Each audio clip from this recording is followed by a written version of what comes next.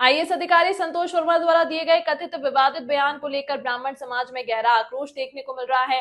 बड़ी संख्या में ब्राह्मण समाज के लोग शहर में एकत्रित हुए और जोरदार विरोध प्रदर्शन किया। ब्राह्मण समाज के महिला व पुरुष वर्ग ने पुरजोर विरोध करते हुए एफआईआर की मांग को लेकर सिविल लाइन थाने का घेराव कर दिया, जहां घंटों हंगामा किया। हालांकि एफआईआर करने की पुलिस आश्वासन के बाद हंगामा शांत हुआ।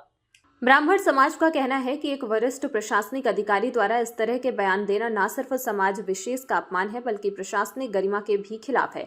यह बयान सिर्फ ब्राह्मण बेटियों के लिए नहीं, बल्कि हर समाज की बेटियों के अपमान करने का बयान है। संतोष वर्मा के खिलाफ नारेबाजी की और थाने में ज्ञापन सौंपकर एफआईआर दर्ज करने की मांग की। ब्राह्मण समाज के प्रतिनिधियों ने कहा कि जब तक अधिकारी के खिलाफ कार्रवाई नहीं की जाती, विरोध जारी रहेगा।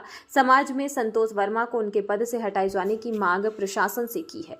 ब्राह्मणों को ही टारगेट किया जा रहा है। मैं बार बार इसीलिए आप लोगों के माध्यम से, मैं आप मीडिया बंधुओं के माध्यम से ये कहना चाहता हूं कि जिस तरीके से वर्तमान परिवेश में ब्राह्मणों को टारगेट किया जा रहा है, ये बर्दाश्त के बाहर है। हमारी महिलाएं भी, हमारी मातृशक्तियां भी सड़क में आ गई हैं। इतना ये अंदर से क्षुब्ध हैं, इनको इतनी तकलीफ है कि ये सड़क पे उतरने पे मजबूर हैं। तो निश्चित तौर पे शासन प्रशासन को, देश के प्रधानमंत्री, मुख्यमंत्री, जितने भी नेता बैठे हैं, उनको इस बात को आज समझने की आवश्यकता है कि अगर महिला सड़क पे उतर आई है, ब्राह्मण समाज सड़क पे उतर आया है, तो निश्चित तौर पे पतन का कारण बनेगा। ब्राह्मण ने हमेशा समाज को दिशा दी है। हमें मजबूर ना की जाए कि हम फरसा उठा के सड़क पे उतरने को तैयार हों।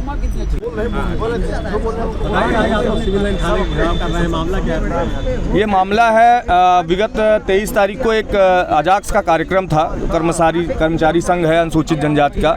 उसके नए नवनियुक्त प्रदेश अध्यक्ष हैं संतोष वर्मा, जो कि आईएएस हैं और एक वरिष्ठ पद पे बैठे हुए हैं। और भावनात्मक रूप से उन्होंने आवेश में आके समाज को उद्वेलित करने के लिए एक ऐसा बयान दिया है जो पूरी तरह से घृणित है।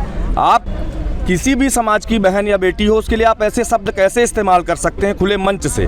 मतलब आज ब्राह्मण अपने आप को उपेक्षित महसूस कर रहा है। न सरकार सुन रही है हमारी, न कहीं सुनवाई हो रही है। मैं देश के प्रधानमंत्री, प्रदेश के अपने मुखिया, सबसे निवेदन करना चाहता हूं कि ऐसे जो बड़बोले व्यक्ति हैं, इन पर लगाम लगाएं। अन्यथा जो ये समानता की बातें अपने देश में चल रही हैं, ये अब वो दिन दूर नहीं है कि जब भगवान परशुराम का फरसा उठा के हम लोगों को रोड पे उतरना पड़ेगा। क्योंकि जिस तरीके की शब्दावली इस्तेमाल हो रही है हमारी बहन बेटियों के लिए, ये बर्दाश्त के बाहर है। हम लोगों की मांग है कि इन पे एफआईआर हो। एफआईआर के बाद हम लोग कमिश्नर साहब को ज्ञापन दे रहे हैं और उसको हम अपर सचिव के नाम पे, अपने मुख्यमंत्री जी के नाम पे, कि इनको नौकरी से बर्खास्तगी दी जाए, ताकि ये जाएं और राजनीति ही करें। सरकारी पद पे बैठा हुआ एक व्यक्ति इस तरह बयानबाजी करने योग्य नहीं होता है। बताया जा रहा है कि उन्होंने माफ़ी मांगी है। उनका ये कहना है कि हमसे गलती से निकला है। नहीं, माफ़ी जैसा शब्द नहीं होता है। स्पेशली आप हमारी बहन बेटियों के लिए ऐसा शब्द इस्तेमाल कर रहे हो। आपको मैं एक छोटा सा एग्जांपल देता हूं। अगर किसी जो एक इतना खतरनाक कानून हमारे देश में बनाया गया है, ST/SC एक्ट जैसा, अगर हम गलती से किसी व्यक्ति को बाय डिफॉल्ट ही गाली दे देते हैं तो हमको जेल हो जाती है। हमको तो 6 महीने बिना जमानत के अंदर बेड़ दिया जाता है। तो हम यहाँ पे माफी दे देंगे?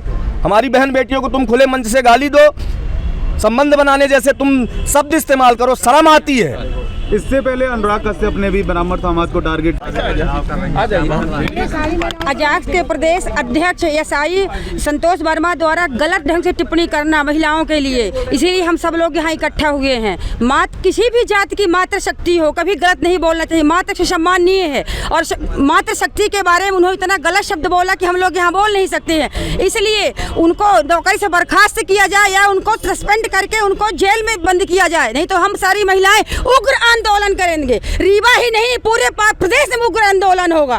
जय श्री परशुराम, जय श्री परशुराम, जय श्री परशुराम। शासन गलत कर रहा है, आरक्षण देकर शासन गलत कर रहा है। कार्रवाई नहीं होगी, माफी मांगने से काम नहीं चलेगा। उनको सस्पेंड करके और उनको जेल में बंद किया जाए। अभी तक जैसे कार्रवाई नहीं हुई, नहीं होती तो फिर क्या आगे आंदोलन होगा। भोपाल